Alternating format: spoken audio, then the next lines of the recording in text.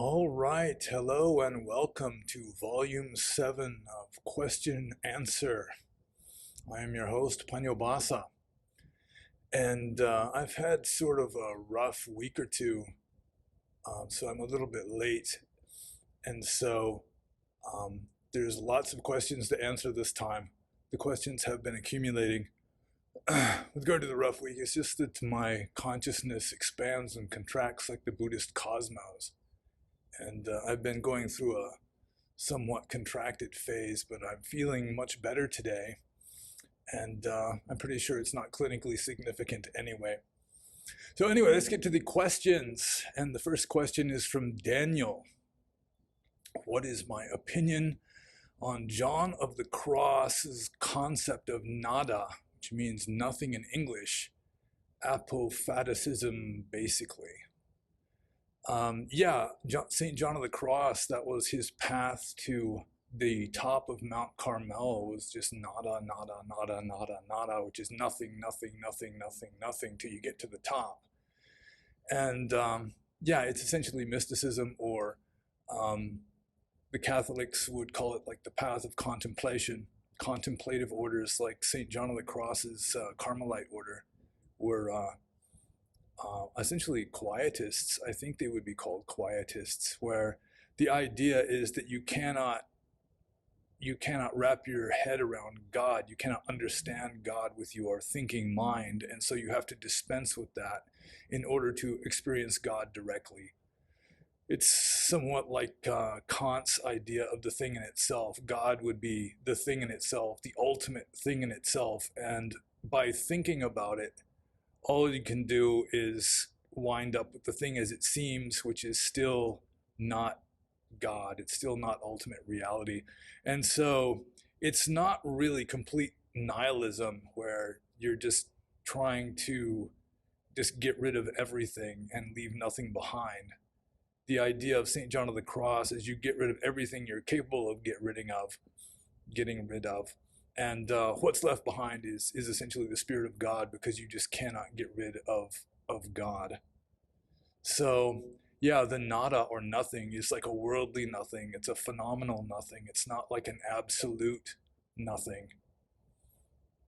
So that's apophaticism. Apophaticism, or apophatic mysticism, is the idea that the highest truth cannot be spoken. Like the Tao Te Ching says, the name that can be named is not the eternal name. And so you just have to dispense with names and words and intellectual concepts and just dive headfirst into reality and just experience it directly.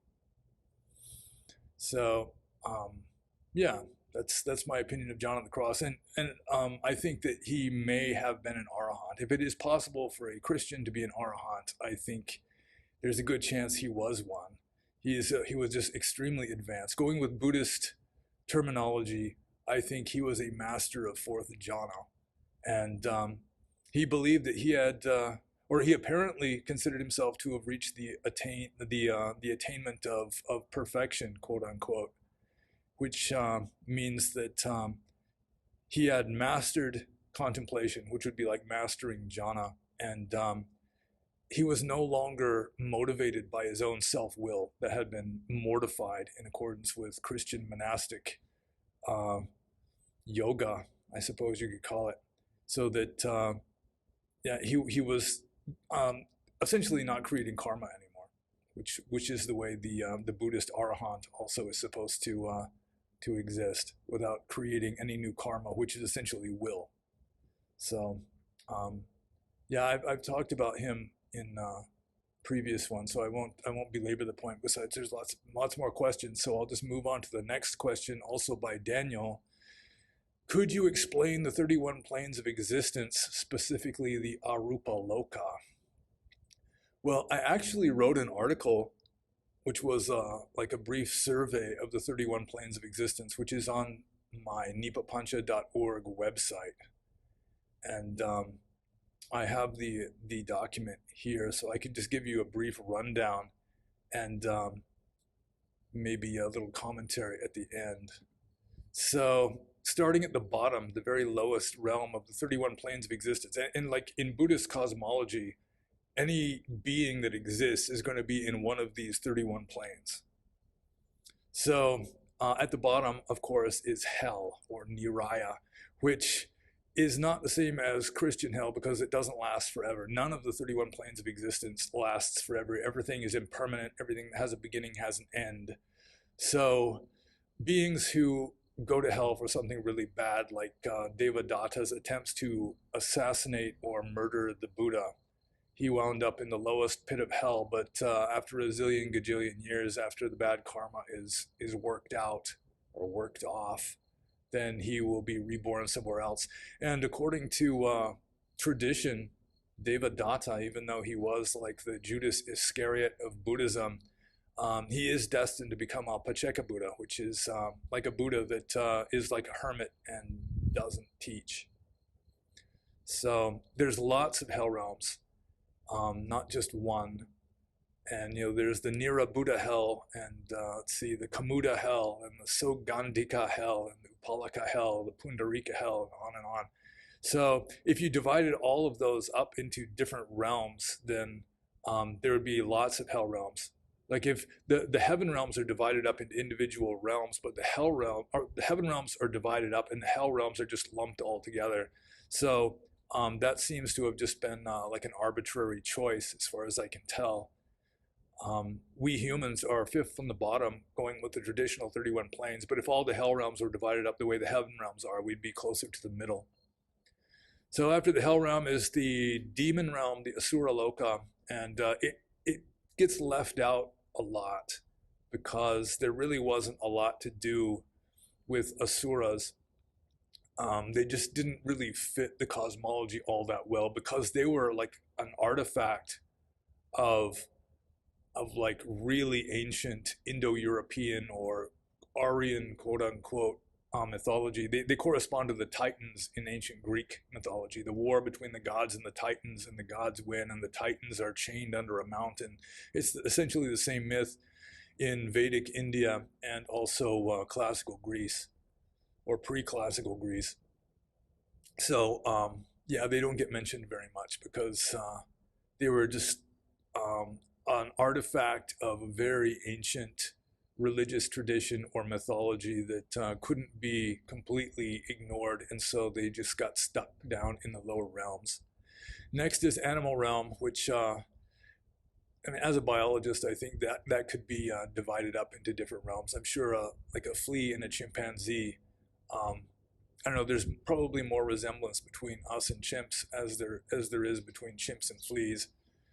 Next is the ghost realm, human realm, fifth from the bottom, which is supposedly the best realm to be in because it's the best realm to be practicing Dhamma or Dharma. Because the lower realms, you're just too afflicted or ignorant, and the higher realms, everything is so nice, you're just not motivated to try for something better.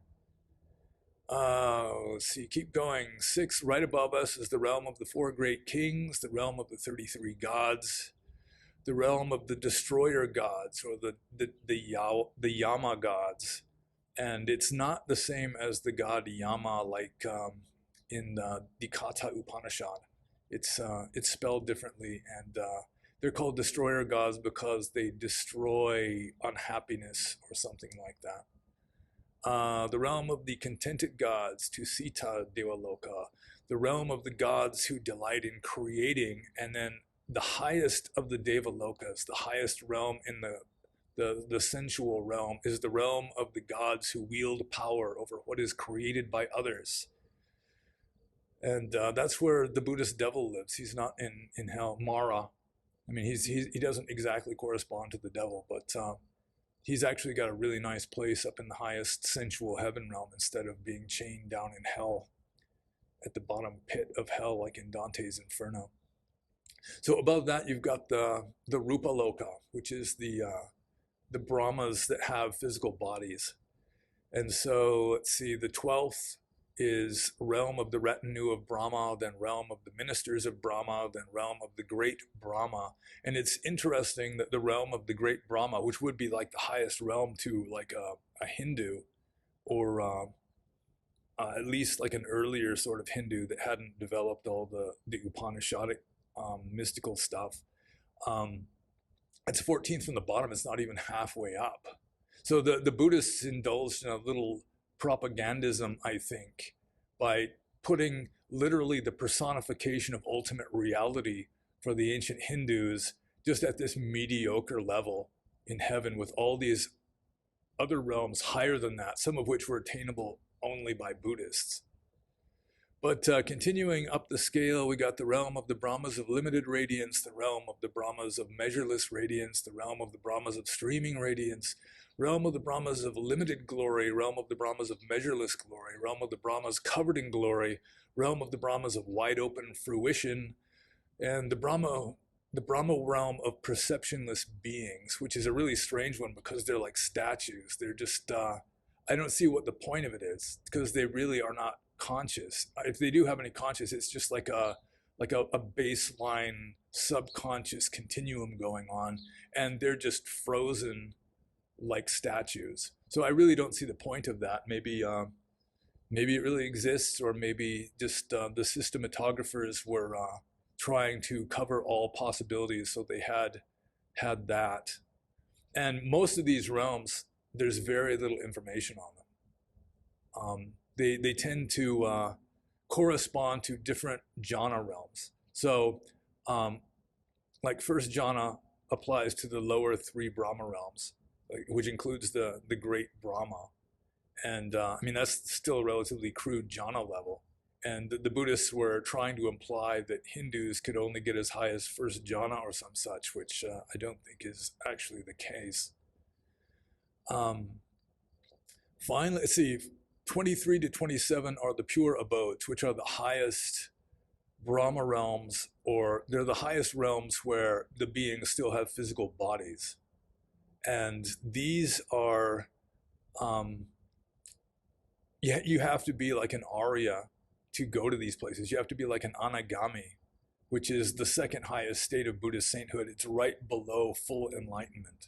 So if you die as an Anagami, you go up into one of these pure abodes, and you stay there until you pass out of existence or transcend existence. You know, you attain your parinibbana, your final nirvana. Yeah, there's not a whole lot of information on these either. Maybe because nobody comes back from these places to tell about them. And so let's see, the pure abodes are the enduring abode, the untroubled abode, the abode of the good looking, the abode of the good seeing, and the unsurpassed abode. Although the unsurpassed abode is surpassed by realms 28 through 31, which are the formless realms, which is what Daniel was specifically asking about. And the formless realms are the sphere of infinite space, the sphere of infinite consciousness, the sphere of nothingness, and the sphere of neither perception nor non-perception, which of course correspond to the four formless jhanas. And I wrote an article on the formless jhanas, and that's going to be turned into a blog post coming up relatively soon, I assume, like maybe within a month. And I have this theory that the formless jhanas were originally a way of dealing with attempts, like pre-orthodox attempts to explain nirvana or the experience of nirvana. So, for example, the sphere of neither perception nor non-perception is like a paradoxical state, which you could say that nirvana is like that. Like enlightenment is, as you know, it's neither a state of perception or a state of non-perception. And so some people, early philosophers, maybe early Buddhist philosophers, would say that's it. That's what nirvana is. And so as the early scholastics were formulating Theravadan orthodoxy, then they decided upon some other definition, and so they just said, nope, that's close. You know, it's the highest realm, but still, it's not quite there. And same like the sphere of nothingness, which is the second highest. In a way, it's like a perception still, but it's a perception of voidness or nothing. So yeah, that's not nirvana either. And the one right below that is the sphere of infinite consciousness. And there are a couple of suttas that really do apparently describe nirvana or nibbana as infinite boundless consciousness, luminous all around and so forth. So it seems to me that at least the top three formless realms were ways of dealing with early attempts to describe the highest state or nirvana, and somehow it just didn't pass muster as an official definition, and so they placed it in a really, really high realm where the beings have no body, they're pure mind, and they live for zillions and gajillions of years. But it's sort of a dead end because you cannot progress in Dhamma there, because you're essentially just in this super refined state where you're not really having insights. It's just like this steady state of bliss that lasts for zillions of years until your karma runs out and then you come back down again. So yeah, my best guess with regard to the formless realms is that they are an artifact of Buddhist philosophy, and they correspond to very high meditation states, which were seen as not really enlightenment states, and so they were just placed on the scheme of things in an advanced yet still sub enlightenment level. But if you're really interested in that, then you can find the article that I wrote as an appendix to a different article about tarot cards and Ouija boards. And I can't remember even the full title of the article that I wrote, or it will be posted on the blog in a matter of a few weeks, the gods willing. So next question by Average Dud, alias Average Dude. Yeah, this also mentions the formless realms. He says, my understanding of nirvana is the ultimate reality is beyond thing and no thing. Is this why it's described as nothing, as in no thing, not a thing, but not the absence either? I've seen in many traditions the absolute is described like this, not to mention negative theology is really helpful, but some Theravada monks describe nirvana as nothing, as in complete absence, the blowing out of the candle. Why would this be wanted? Or is it even accurate or mistranslated? Well, it's going back to like the apophatic mysticism of St. John of the Cross, where nothing phenomenal is nirvana. And you can't point to what nirvana is. You can't describe it really. And so you have a lot of Theravada monks, especially like intellectual Westerners. And there are a lot of, as you may know, intellectuals can be really attracted to Theravada Buddhism because it's so analytic and systematic and everything. So you have like an intellectual Western monk who maybe is not a meditation master, and he's just not a mystic. He just doesn't get the idea that you're not going to know the truth by thinking about it. A lot of people are just addicted to thinking. They're identified with their thinking mind, especially if they're intellectuals, and it just makes no sense to them, and so they call it bullshit. Like Venerable Jnanavira, who was a famous English monk who lived in Sri Lanka in the 50s and the first half of the 60s, he was like that. I mean, he wouldn't even translate, or his students wouldn't translate the sphere of neither perception nor non-perception, because that is like an impossibility. It's logically invalid. And so he didn't want to associate any kind of bad logic with Buddhism. So he would just leave it untranslated. And so, yeah, I mean, they were just sort of backed into a corner. It's like if nirvana isn't some like absolute transcendental state that cannot be understood intellectually, then that just left nothing. And so they would just say, yeah, it's nothing. It's, the fire blows out and there's nothing left behind. Although the whole simile of the fire blowing out, which does, I mean, it is applied to nirvana in very ancient texts, that I do think that nirvana or nibbana literally means blowing out, like the blowing out of a flame. But the ancient Indians considered fire to be divine. It was Agni, the god, like the messenger to the gods. And so when you extinguish a fire, it doesn't just die, it just enters like this formless state. It's like this latent state that pervades the universe, kind of a thing. So nirvana was very possibly identified with that sort of situation. So let's see. He asks another question, or maybe this is a continuation. Just recently, I saw that in the Theravada realms, the 28 to 31 ones are formless. And then he's 29, sphere of infinite consciousness, sphere of nothingness, sphere of neither perception nor non-perception as 31. What does infinity of consciousness mean? Oh, let's see.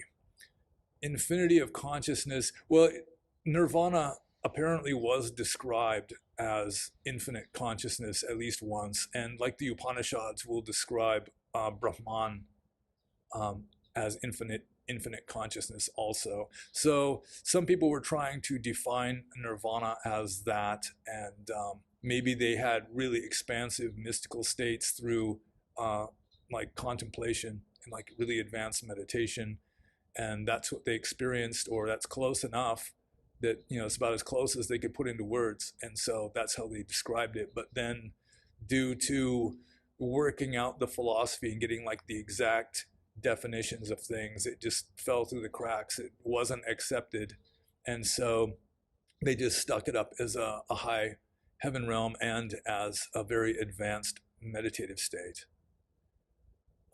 Is this 30 nothingness sunyata, and if so, is it appropriate to what I've described before? Daniel is still asking. Beyond this realm comes nirvana. I recently tried to understand the emptiness sunyata concept, and my binary mind doesn't help me. Well, sunyata or emptiness can have different meanings. In Buddhism, it's like an emptiness of phenomenal forms. Like there's one of my favorite suttas in the Majjhima Nikaya is the Lesser Discourse on Voidness. And a monk is systematically developing emptiness. So the first thing he does is he just goes out into a forest where you've got the relative emptiness of artificiality. You know, you don't have all the noise and the commotion and the people and the culture, you know, the artificial rules and the straight lines and right angles and that sort of thing. And then through meditation, you're getting quieter and quieter, less and less content, like phenomenal, distinct content in your mind. And so in Theravada Buddhism, emptiness would just be like relative emptiness of distinct, phenomenal things, or, you know, distinct, diverse content. You know, you're getting closer and closer to just stillness and clarity. Although in some Mahayana schools, they have really interesting ideas of emptiness, like Nagarjuna, who I think was really one of the world's greatest philosophers, even though he wasn't a Theravada Buddhist, bless his heart. He was saying in his Mula Majjhimaka Karika that emptiness is the same as dependent core rising, or paticca samuppada, that dependent core rising implies that nothing has a distinct self-existence, that everything is only like relatively or virtually or conditionally real, and that he called that emptiness, that there is no underlying essence of distinct entities. So it's all the phenomenal world is empty of like a distinct self-identity. And that would also be essentially his definition of no self, or anatta in Theravada Buddhism, that you know, there's nothing has a distinct self-existence, that it exists only in relation to everything around it. Everything is dependently co-arising. And so existence, at least at the phenomenal level, is conditional and in certain respects just what's the word, virtual. It's like a virtual reality. So yeah, the Theravadins have emptiness as just emptiness of any kind of distinct form, especially thoughts, mental states. Whereas in Mahayana, they take more of a metaphysical, philosophical approach to it and identify it with like dependent core rising. Okay, excuse me. Next question is from Matt, who asked this in response to a blog post I wrote on traditionalism. And he says, it's kind of an interesting story. He says, Honorable Panyo Basa, I was raised in a family whose de facto religion, quote unquote, was the teachings of J. Krishnamurti. There is much value to be harvested from his talks, and I believe that my own mind is positively shaped by early exposure to his ideas, but for the purpose of my response here, I will be coming from a more critical perspective. One of Krishnamurti's most commonly repeated phrases was, quote, "Truth is a pathless land," unquote, which was a starting point for his smashing of any and all spiritual authorities, and to make clear that one breaks through to enlightenment like a bomb, not by dutifully taking baby step after baby step as prescribed by one's guru.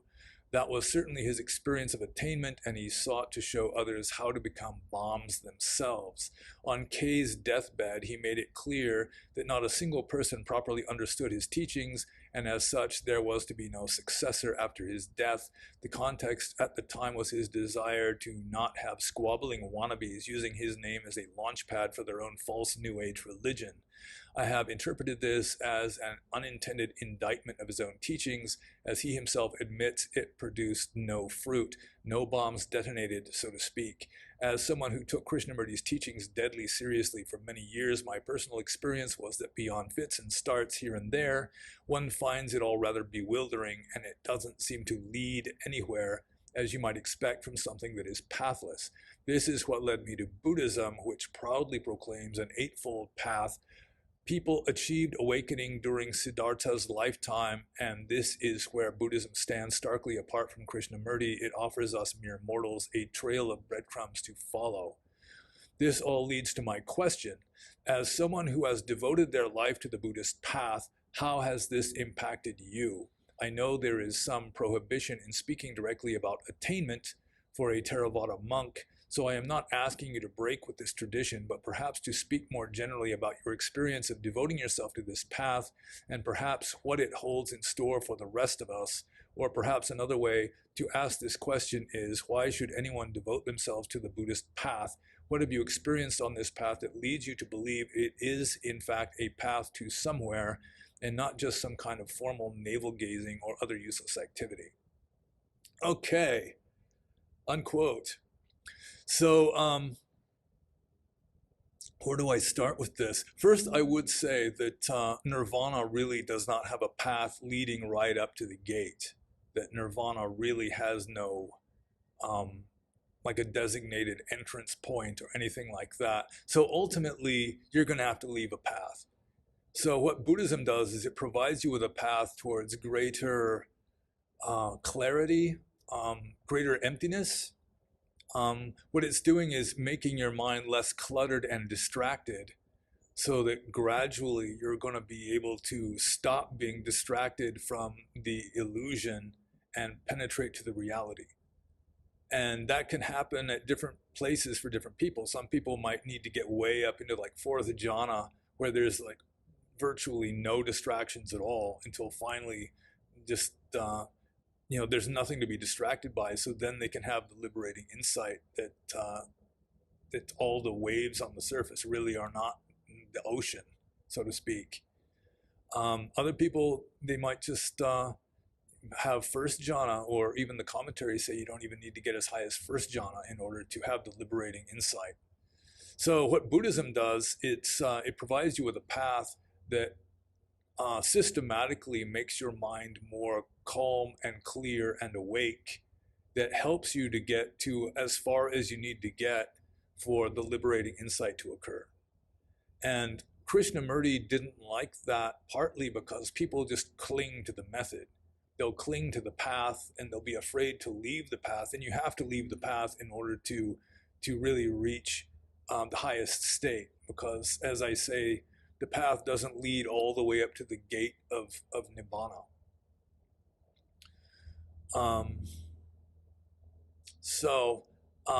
Yeah, it's for some people one way might work better, and for other people another way might work better. Like Krishnamurti emphasized, just be yourself. Don't try to be something that you're not. Don't try to live up to some exalted ideal, because it'll just make you into a hypocrite.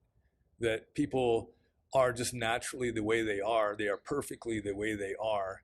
And so that is, for him, just being in harmony with that can make your mind calmer than struggling and floundering to force fit your mind to this pre-established system that was designed for somebody else, something like that.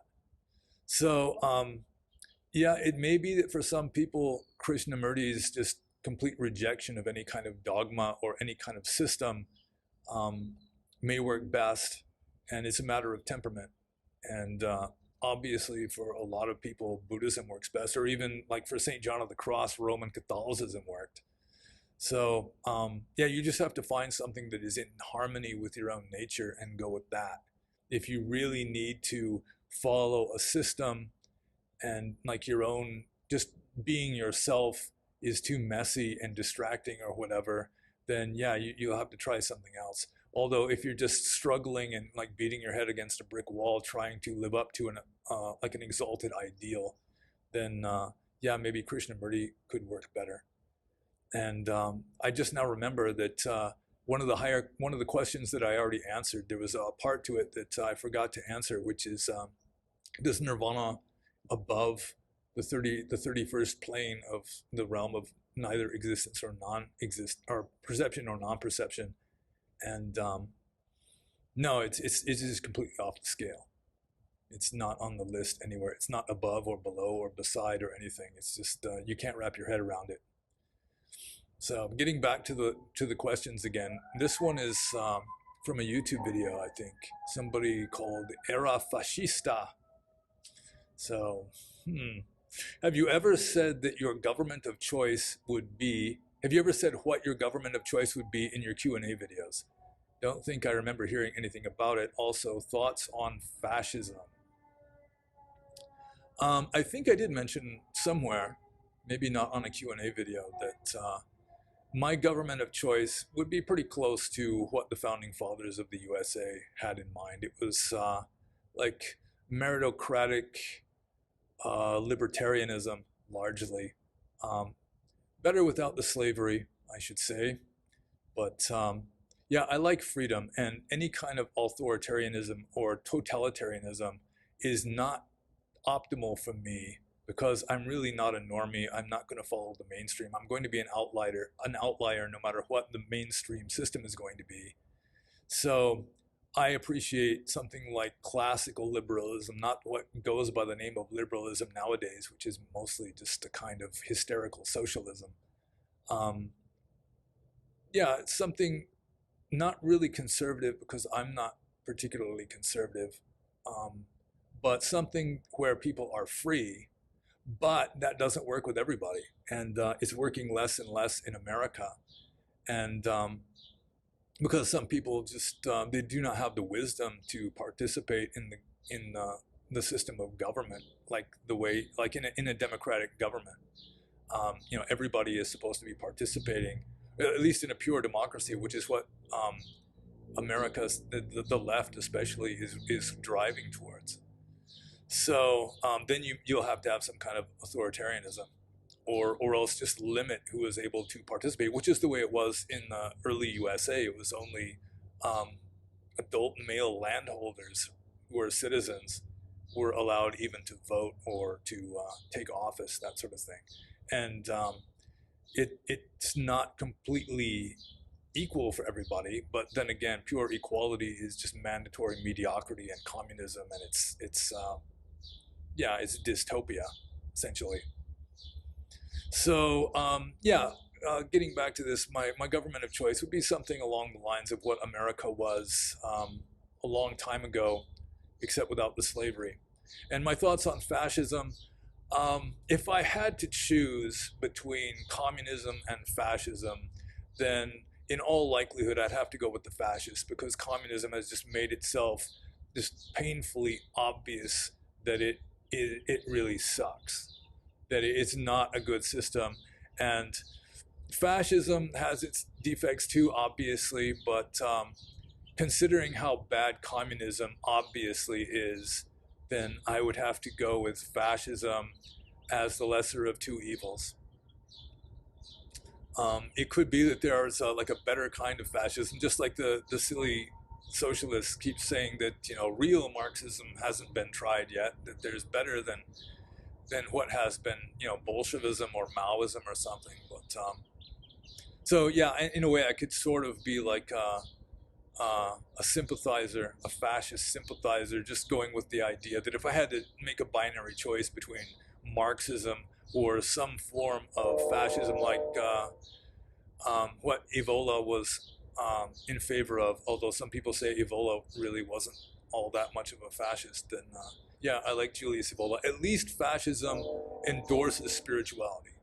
That's one of the best things about fascism, is that it really is pro-religion, whereas communism, their religion is just worshiping the state. There's like the communist government or whatever. Just communism itself is the new god, which yeah, that's not for me at all. And I would be in favor of just about anything other than communism. Next question by Nardi. What should a monk do regards to dangerous animals in the jungle while meditating? Have you ever had experiences with wild animals in Burma or elsewhere?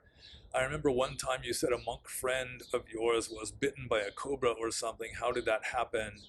Anyway, thanks for what you are doing. I've never come across tigers or wild elephants or anything really dangerous and big in the forest. And I have stayed in forests that had tigers and leopards and wild buffaloes and elephants and things, but I saw some tracks, and that was about as far as it got. And the best you can do is just not be afraid, and always have an easily climbable tree nearby, just in case. And yeah, that's about it, really. I mean, being afraid doesn't help anything. So you just assume that if you protect Dharma, Dharma protects you. Just have a little faith in your own karma, I suppose, and go about your life. And Ajahn Mun, who was a great meditation master of Thailand, used to say that monks should live in dangerous places, like places with dangerous animals, just because it makes you more mindful. It makes you more alert and aware all the time, pretty much of necessity.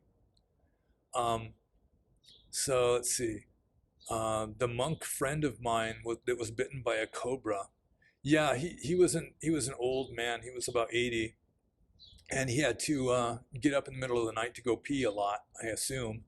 So he got up in the middle of the night to go pee, and there was a cobra that lived in a hole just a few feet away from his cabin, and apparently he stepped on it in the dark, and it bit him 2 or 3 times. So a cowherd who was driving his cattle through the monastery grounds the next morning found him lying there on the ground, still alive but delirious. And yeah, I've that's like the worst thing to me about it, was just he was just lying there in the dark for hours, and he fell down immediately. So a cobra bite isn't enough to just knock you down as soon as you get bitten. So I assume it was just like mortal dread. I mean, he was, I don't know, terrified or just in such shock at the realization he'd just been bitten by a big cobra that it just knocked him to the ground, and he was delirious the next morning. I wrote a long blog post about it, which is on the sidebar of the old Nipa Pancha blog, telling the story of him being bitten by the cobra, and the cremation and everything. How we were friends, and how the Burmese villagers conducted the funeral and all that. And I remember the very day after he was bitten by a cobra, pretty sure it was a cobra. I went to my outhouse, opened the door, and there was a big viper just coiled up right inside the outhouse. So needless to say, I changed my mind about using the toilet just then, and slowly backed away and closed the door and left it there. But yeah, just based on the fact that a cobra lived right next to his cabin, and just the distance of the fang marks and everything, that yeah, it probably was a different snake. Next question by Dog Breath. Could you please explain what you mean by perception is samsara? That's a tricky one. Maybe I should have carefully thought this one out before answering it. But samsara is really, our perception, I should say, is it happens in two stages. You've got papancha and sankha, or you could say you've got nama and rupa, except it would be rupa first and then nama. Whereas first your mind differentiates a form. It separates one thing out from everything else, and then it slaps a definition onto it, like a name, or just some kind of recognition, some generalization that you can, or a universal, or something that you can identify it by. So that is really what our world consists of, is all these different diversified objects and beings and states and so forth. That really it requires a perceiving mind to differentiate these things. That differentiation, like multiplicity, is an artifact of perception. That in order to differentiate one thing from another, you have to have relations. You have to have different from, or even same as, or bigger than, or smaller than, or better than, or whatever. You have to have these relations in order to divide things and kind of group them and organize them and everything. And those relations are purely psychological. There is no different from in like empirical reality out there. Like a chemist can take a sample of matter and analyze it down to its component parts. He's never going to be able to isolate pure different from or pure same as, because that's all in your mind. And that's really what samsara is this phenomenal world that we live in is created by our own mental states, which is a fundamental teaching of Buddhism that gets ignored a lot. So yeah, this world we live in would just be an unthinkable void without thinking minds making sense of it, or at least attempting to make sense of it. And I could probably just keep yammering away on that one, but I have written quite a lot about it, and especially my older philosophical stuff, like on the nipapancha.org website. You could probably find some, maybe a more coherent attempt at answering that. So next question from Dog Breath here is, when you responded to my question about death on the last Q&A video, I suggested the solution was to disidentify with the mind and body. How do I do this? And if I manage it, what am I left with? Naked awareness. So how do you disidentify from your mind and your body? How do you stop thinking that the meat puppet and the mental states are really you? Well, first you just go with the intellectual approach, just the philosophical reminders to yourself. Just think about Buddhist philosophy, reflect on that. That this is not me, and even if you're not identified with your thoughts or your mental states and your body, that doesn't mean that you're left with naked awareness necessarily, because there is mindful attachment. So if you're just observing the arising and the passing away of phenomena, including your own mental states and so forth, then that is a really powerful way of detaching from it and disidentifying from it. Like, for example, let's say irritation arises in your mind, which, it arises in my mind sometimes too, I have to admit. If you're identifying with your mind and your mental states, then it's like, I am irritated, this bugs me, I don't like this at all.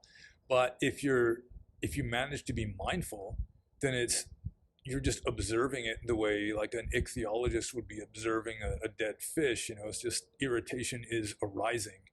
And when you are mindful in that way, you are detached from it. You're not identifying with it anymore. If you are anything at all, you're the one that's doing the observing and not the thing being observed. So anything that you observe really isn't you, at least at that moment. So the irritation arises, then it's like you observe the irritation arises, or you're thinking, or you're noting, irritation is arising, that kind of thing. Then it's just not you anymore. And so you can do that with anything, any mental state. You can detach from it and observe it as a kind of from a third person perspective. And doing that habitually, just as a mindfulness practice, is probably your best way of disidentifying. But having the philosophical groundwork there also is helpful. Next question. In a video I watched recently, you were talking to Brian Rue about lust, and you stated you wished you were able to get over it. I don't remember that. Why haven't you? Is this a lack of vitality in the Buddhist teachings about overcoming desire, or is it that you didn't want to overcome it? Do you know any Buddhists that have overcome it? Thanks, and wishing you well. Well, there's kind of a lot to unpack there. To some degree, it is true that not wanting, let's see, not overcoming it and not wanting to overcome it can amount to exactly the same thing. That if you could just wholeheartedly want to break an addiction, for example, then you could break it relatively easily. But the trouble is the motivation, where it's nice. I mean, lust is very pleasurable. I remember one time many years ago, I took this kind of medicine that just completely eradicated my sex drive for several days, and I don't know, maybe Freud was onto something when he was saying that lust is like the driving force, because really it was like I was out of gas. It was just like everything was just flat, and almost like everything is in monochrome. The zest for life and everything, it just evaporated. And I have to admit, I come from a relatively lustful family, and I think it just might be in my blood. And let's see, like William Blake said, it's those who overcome their desires have desires that are weak enough to be overcome. So, like a lot of Asian monks, maybe a lot of Western monks who are just very gentle and mild-mannered and peaceful, they're just not very high tea to begin with. They don't have strong desires to begin with. And so they can overcome it because their desires were weak enough to overcome. But if you've got strong desires, then yeah, I mean, it's like you've got hormones and special areas in the brain and everything that condition that stuff. It doesn't just go away. So the best you can hope for in a lot of cases is you just get used to not scratching the itch, but the itch doesn't entirely go away. Sort of like I used to know a psychiatrist who specialized in curing people of OCD, like obsessive compulsive disorder. They'd have like the urge to wash their hands again and again, or check to make sure the door is locked again and again, that sort of thing. And he would teach them mindfulness, sort of like I was saying before, it's not me, it's just the symptom. And they could detach from it and not react, but they would never be completely cured because it was like a genetic disorder in their brain. And so, yeah, the trick is that you just get used to it. You just get used to being horny and frustrated or something, and it doesn't entirely go away. At least in my case. And like I said, I also have the motivational situation of not wholeheartedly wanting it to go away, because it is, it's fascinating, and yeah, it's just pleasant, I suppose. It's more than just pleasant though. It's it can just fuel you in life. It's like part of the life force. See if I'm missing anything here. A lack of vitality of the Buddhist teachings? No, I really don't think so, because the Buddhist teachings aren't telling you to, well, maybe they are telling you to just eradicate lust, eradicate anger, that sort of thing. But it sounds very nice, but it's not very realistic, because generally it doesn't work that way. Or if you are going to completely eradicate, say, lust, since we're talking about it, then you may have to replace that with some other attachment that is equally fierce. Like theomania, people that just become religious fanatics, then, all of their former sex drive or whatever is just redirected into this new mania, which may be useful. If it helps to get you closer to the goal, it gets you out of the brothel or whatever, gets you into a monastery, then sure. But eventually, I mean, you've just redirected this same force that it has, it's still keeping you in samsara and keeping you unenlightened. So, yeah, to a person who is just lustful by nature, you may just have to find yourself a nice girl and settle down, and because otherwise you just may be like a really frustrated and horny celibate person. And I can speak about that based on personal experience. Next question from Steve B. Here's a quick question. You mentioned the Diamond Sutra in a previous story. I thought the Diamond Sutra was fascinating. I know it's not an original Buddhist text. Could you say something about it and what your perspective is on what is contained in it? And speaking of Zen, have you ever read the Hakakure? Well, answering this last one first, if it's really called the Hakakure, I've never read it. I have read the Heikigan Roku, or the Blue Cliff Record, which is really good. I like that. It's really nice. I like koans. But yeah, I don't know what the Hagakure is. So let's see. The Diamond Cutter, the Vajrachedika Sutra. Yeah, it's very profound. And it was a very early Mahayana Buddhist text. And one of the purposes of it, I think it's, Pragyaparamita. It's one of the Pragyaparamita Suttas, which was a movement against the earlier Buddhist movement towards Abhidhamma and just the complete systematization and formularization of everything. So they're trying to get away from just trying to systematize Dharma into a set of axioms and rules and that kind of thing. Just the intellectualization of what really is unthinkable. So yeah, it is profound, and it was a reaction, in my opinion, largely against the earlier, like the so-called Hinayana tendency towards just hyper organizing and hyper formularizing everything, just trying to get everything fit into this system. And the author or authors of the Diamond Cutter, they were reacting or responding to that and trying to move back towards the apophatic mysticism, or just not trying to actually describe or explain the unexplainable.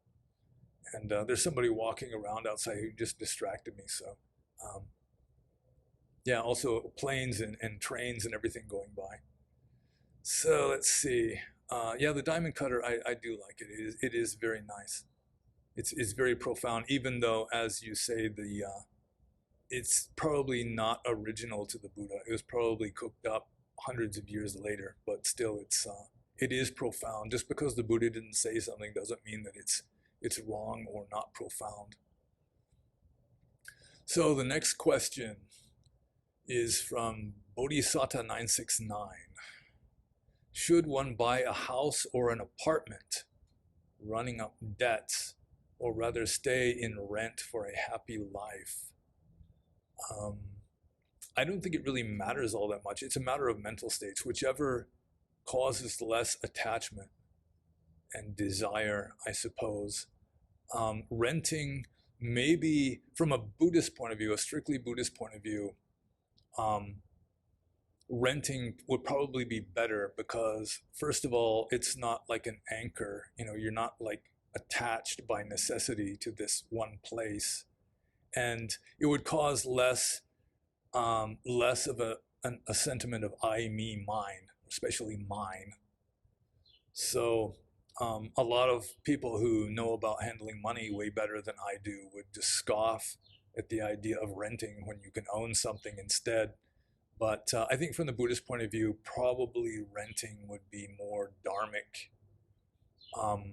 But then again, it just depends on the individual. For some people, just having a nice place that's paid for and you don't have to worry about it anymore, their mind is more at ease. Maybe it's just a really nice place where they feel at peace, and they don't have to worry about the rent getting jacked up or being kicked out for not following some dumb rule or something. So yeah, it would be an individual case-by-case choice, I think.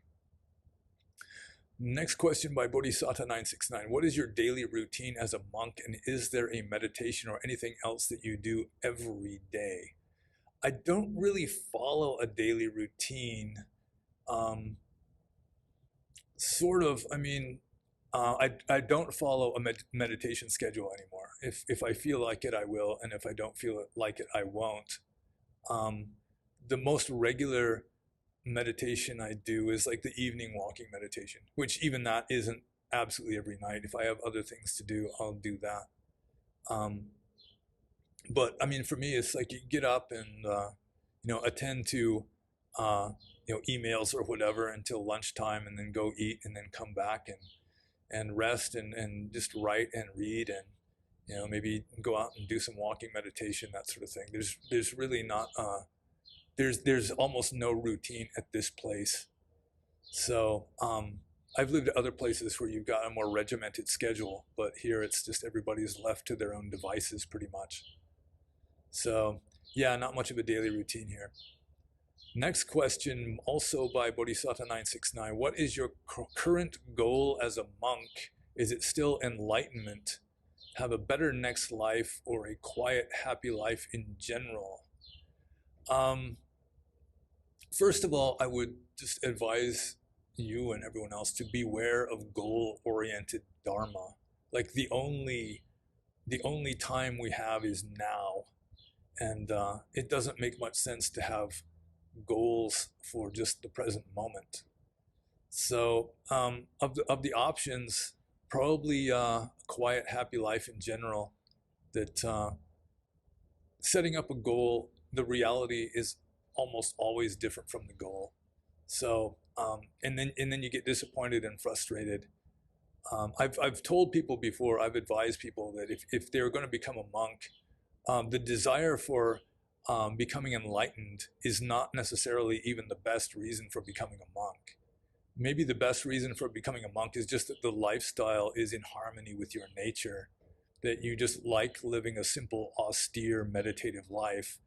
And that might get you farther, because if you set up a goal, then you're going to strive towards that goal. And in all likelihood, things aren't going to turn out the way you expect them to. And then you can get frustrated and disillusioned and miserable and all that. So, yeah, I think just taking each moment as it comes is probably best. And if you become enlightened, then yeah, that's lovely, that's excellent. But like striving for achieving the goal, it is encouraged in the text, so I shouldn't completely badmouth it. But yeah, I mean, the goal that you set up in your mind is not going to be enlightenment anyway. You can't imagine enlightenment, like we've already been talking about up above in these earlier questions. So you're setting up like this imaginary false goal in your mind that may help you in certain ways. So, I mean, this would be like renting or buying. It's like whichever works best for you. But yeah, I did have goals when I was younger, and gradually I just realized that you're probably better off not having lots of future goals, especially spiritual ones, because they tend not to be realistic anyway. And like Krishnamurti was saying, like just striving to live up to an ideal results in hypocrisy and dishonesty and probably frustration and everything too. So yeah, so let's just go with quiet, happy life in general and move on to the next question. How did you come to Bali? Um, when I was in Burma, I met a Balinese Indonesian monk, and we became friends. And his family lived in Bali, and so his family invited me to go to Bali, and so I was their guest um, like three or four times. I went to Indonesia, and they're very wealthy, and they're trying to set up Theravada Buddhism on the island of Bali.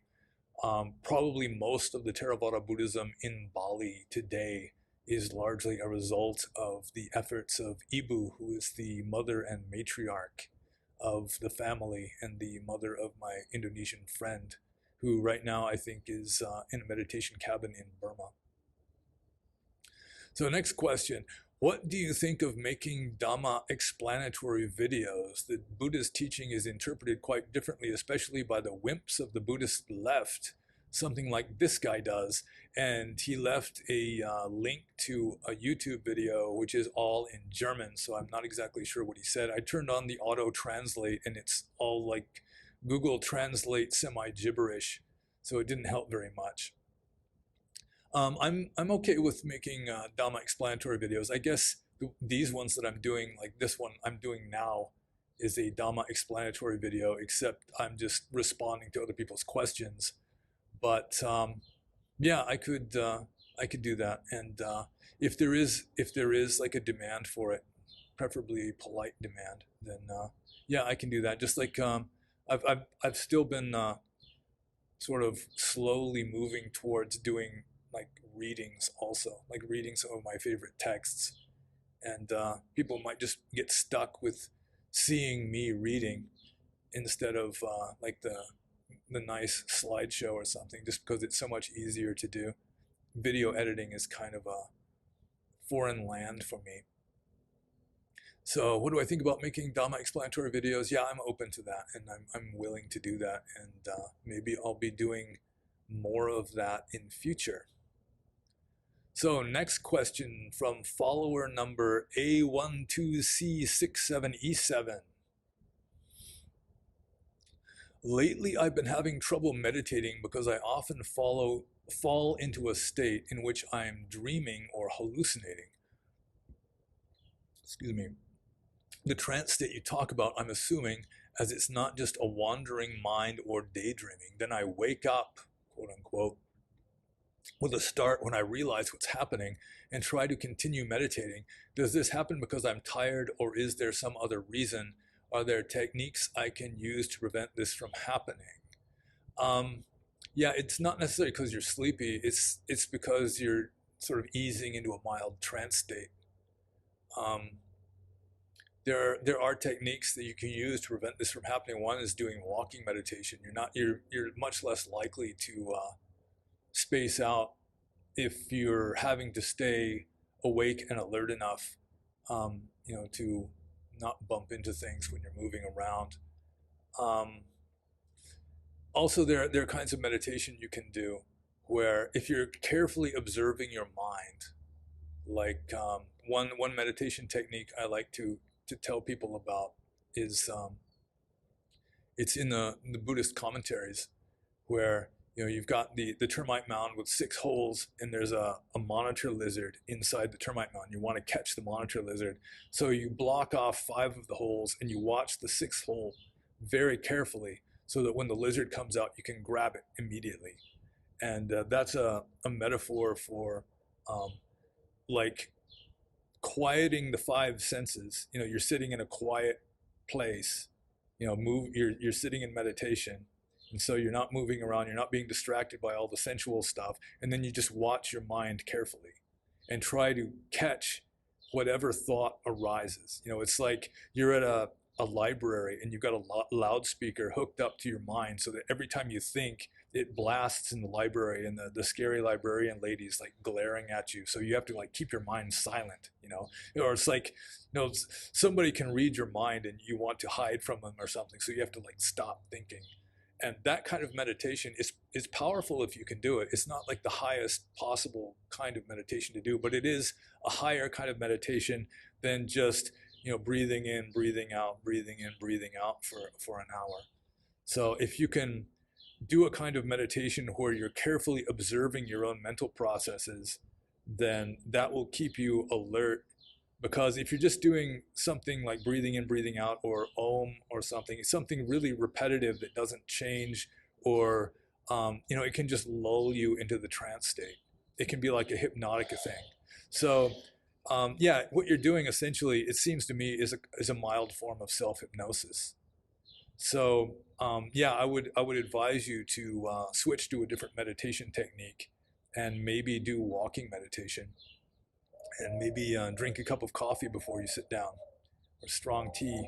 Caffeinate yourself a bit, because that will help you not to just bliss out into a dreamy, mild trance state. So next question from Potila. Bhante, could you please discuss Dhammanusarin versus Sadhanusarin as discussed in Majjhima Nikaya 22? Also, could you please discuss bhavana practices from the Sadhanusarin perspective, spoken like a true academic Dhamma student. So I remember the sutta, I've read it, and I remember at the time, it just didn't do anything for me at all. It's just more of this complicated, like Abhidhamma kind of stuff. And probably, in my opinion, it's probably a relatively late sutta that doesn't go all the way back to the Buddha. But wanting to answer your question, I dug out my Buddhist dictionary, which is a really good book. I advise, I recommend this book to anybody, and you can even get it free in some places. It's printed for free distribution a lot of the time. It's by Jnanatiloka, who was a German monk who lived in Sri Lanka a long time ago, like during World War II era. And so I looked up, let's see, what did I look up? Dhammanusaran. And it says the Dhamma devotee, which is one of the 7 noble disciples, are Aryapugala. So then I have to look up the noble disciples. And here we go. The 7-fold grouping of the noble disciples is as follows. First, you've got the faith devotee, or the sadhanusari. Then you've got the faith liberated one. Then you've got the body witness. Then you've got the both ways liberated, the ubato bhagavimutta. Then you've got the Dhamma devotee, which is the Dhammanusari, which Potila also asked about. Then number 6 is the vision attainer, the Detipata. And 7 is the wisdom liberated one, the Panyavimutta. This group of 7 noble disciples is thus explained in Visuddhimagga, chapter 21, verse 73. He who is filled with resolution, adhimokkha, and in considering the formations as impermanent, anicca, gains the facility of faith, and he at the moment of the path to stream winning is called a faith devotee, or the sadhanusari. At the 7 higher stages of path and fruit of the 4 stages of sainthood, it adds up to 8. That's what he's talking about. The first one is just the path of the sotapanna, and if that doesn't mean anything to you, it doesn't matter. So at the 7 higher stages, he is called a faith liberated one, the sadhavimutta. Then he who is filled with tranquility and in considering the formations as miserable, or dukkha, gains the faculty of concentration.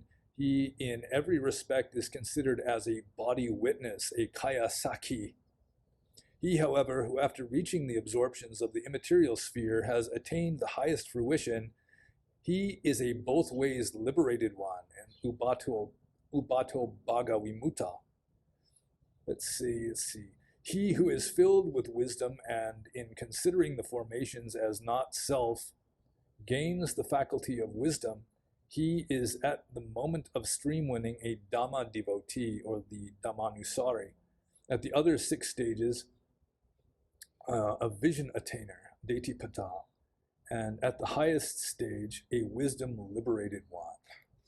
So there you go. It's for me, I mean, it doesn't help me to get enlightened at all. It doesn't help make my mind more peaceful. It's just more of this complicated stuff that, like the Diamond Sutra was rebelling against, or the authors of the Pragyaparamita Suttas. So yeah, it's like, in my opinion, it's like a symptom of the ancient Indian passion for systematizing and intellectualizing everything.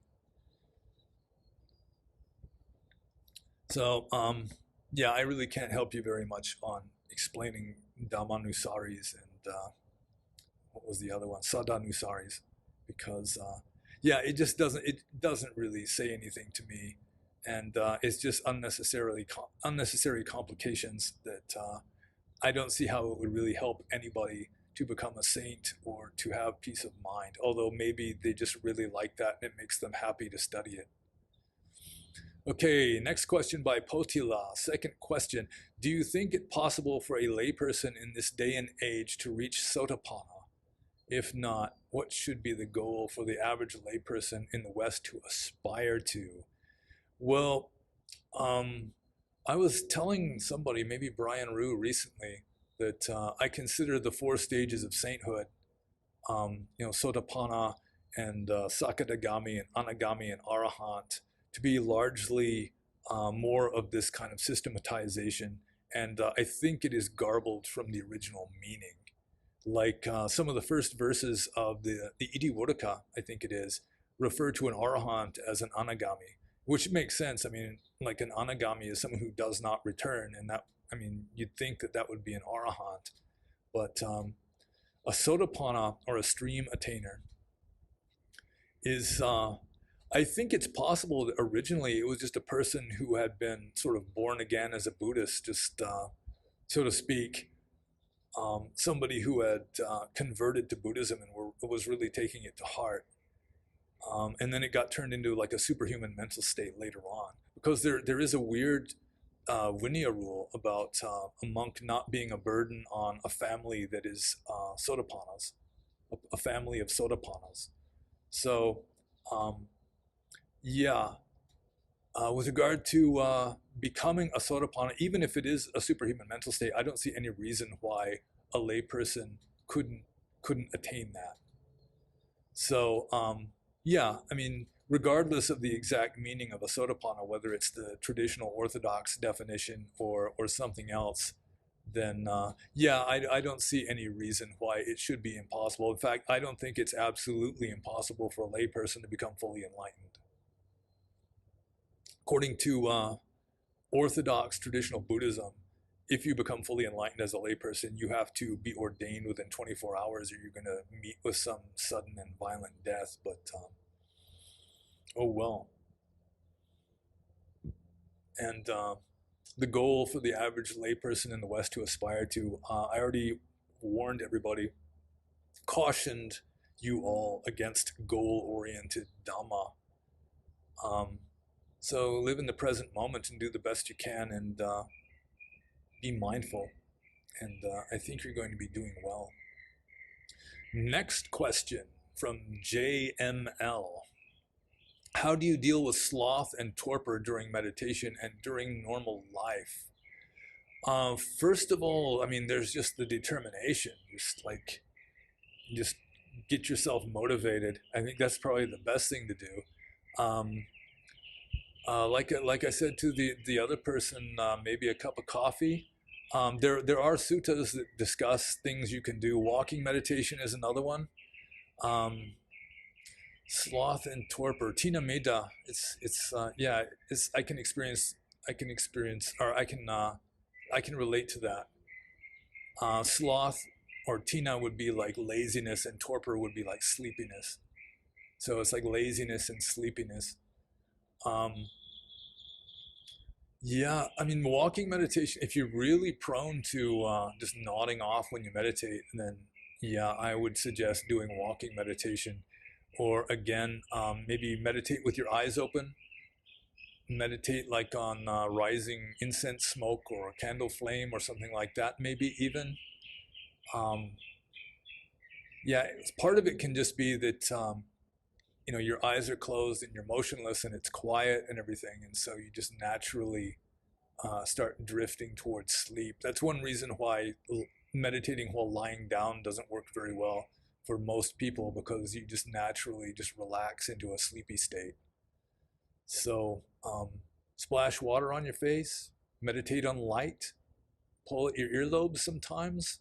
There's lots of little tricks that you can find in the suttas for reducing sleepiness, although ultimately it's a matter of just having the motivation to really push through it.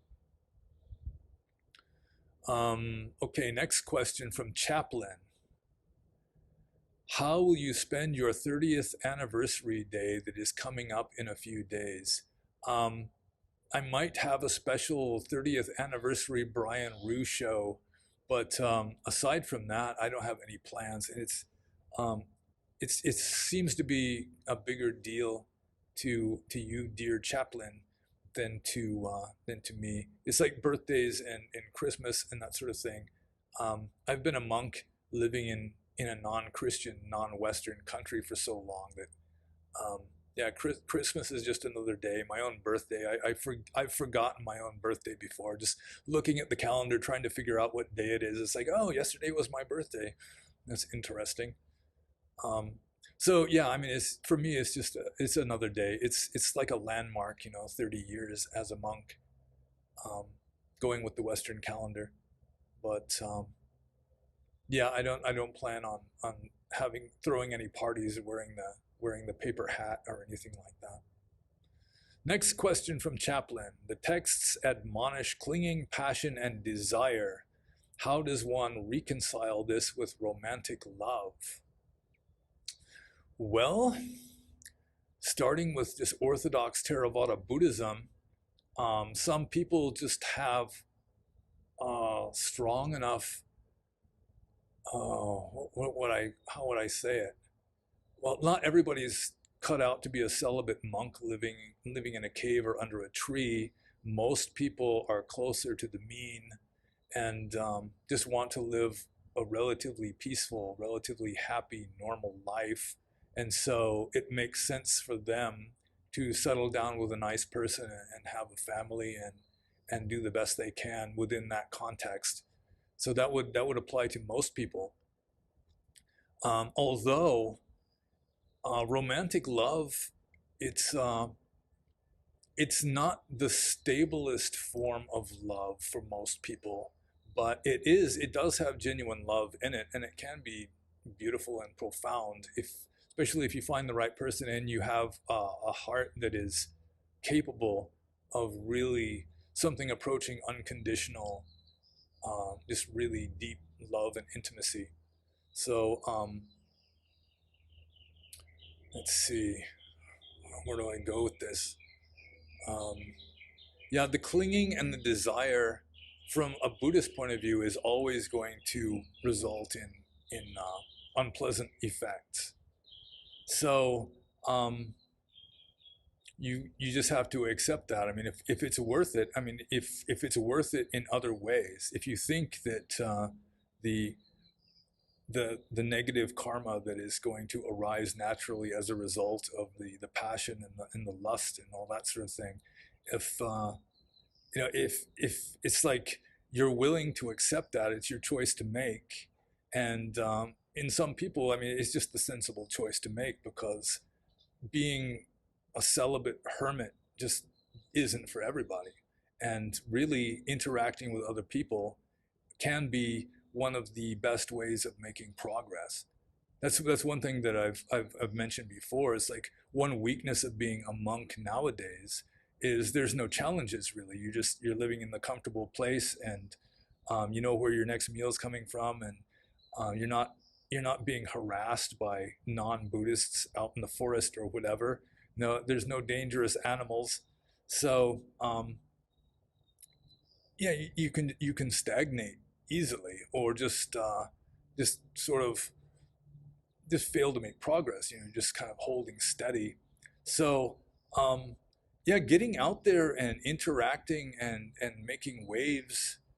I shouldn't just wholeheartedly recommend it for everybody, but still, it is more conducive to change, which would include change for the better. And like I said, romantic love. If you find the person that you just what's the word, resonate with that person, that you just happier with that person than without them, then yeah, I mean, it does make sense. And it's not all bad, obviously, and the human race would go extinct if people just all became celibate hermits. So yeah, I mean, it's anything that you do in a worldly context is going to have some negativity involved. Like having children, you're going to have attachment and worry and all this about your children, which has negative karma. But then again, negative and positive tend to balance out. So you can follow the Buddhist monk, the ancient Indian Buddhist monk method of avoiding both positive and negative and just going for the smooth sailing of just a flat calm. Or then you have to accept positive and negative. But if you want the positive bad enough that you're willing to accept an equal amount of negative, then that's your choice to make. And like I say, if you find the right person, and it's you just resonate deeply, and there's like a deep connection between you, then it can be really beautiful and profound, and certainly worth it for a lot of people, probably even most people. Because as I say, being a celibate hermit does also have its drawbacks. Next question, and this is the very last question, and this one also is from Chaplin. Is there anything you will miss after you move from Commiefornia? And I've considered this for a few minutes, and the answer, as far as I can tell, is nope. Not at all. I can't think of anything I'm really going to miss after leaving California, other than maybe a few friends. Yeah, I suppose that would be it. There's some nice people that I've known here, and I've got a good friend who lives in Fremont, although he's moving out of California also. So I guess that one wouldn't even really apply. So that's it. That was the last question, and I hope I did a good enough job answering, and I'll be doing more of these. Like volume 8 will be coming up, assuming that people ask questions. So if you're curious about anything that is applicable, like Buddhism, Buddhist philosophy, meditation, living in Burma, me personally, that kind of thing, then feel free to leave your questions in the comments below or on my Subscribe Star channel. The Subscribe Star channel is open for anyone who wants to subscribe, and it doesn't necessarily cost anything. There's like the free option, and you can leave your questions there also. Usually, I make an announcement a few days before I do a video, like making last call for questions, and so yeah, I think that's it. And so feel free to ask more questions and be happy. And that's it. See you next time. No, actually, no, I won't see you next time because I don't see any of you guys.